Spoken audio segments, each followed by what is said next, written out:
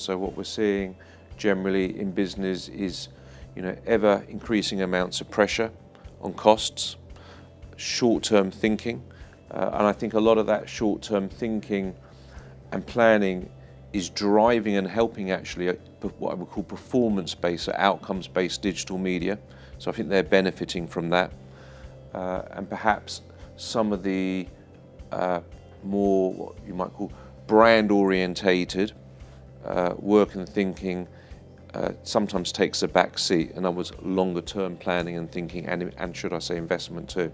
I think the trend or innovation that impacted me most, or our specialism, which is strategy in 2017, was really the continued rise of digital challenger brands, particularly in CPG, where we've started to see a real digital transformation and new business model have an impact on some of the traditional brands and the big clients that we work with. So I'm thinking of LaCroix in the US, which is a sparkling water brand, or Three Squirrels, which is a phenomenal success in China. Growth in non-screen-based devices, primarily those in the voice arena. They're changing not only how consumers consume media and the ways in which we can reach consumers, but also how they research, how they find new routes to information and inspiration, but also how they purchase. It changes how they search, they use longer terms, they don't necessarily click on images. It's really kind of turned the user journey on its head in many ways.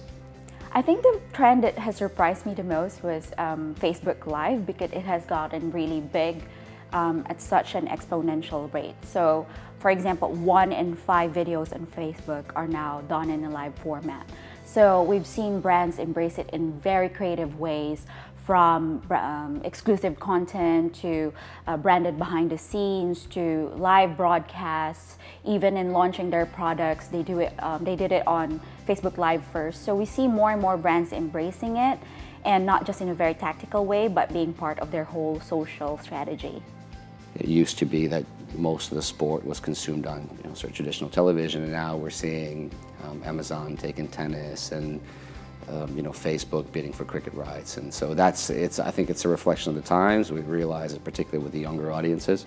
I think for paid social, the most impactful trends and innovations that we saw were really around augmented reality and the integration of AR technology directly within the platform. So whether that's a lens or a camera effect on Facebook or an AR filter, which we've seen more recently with Snapchat, really exciting to see the integration of those things into social.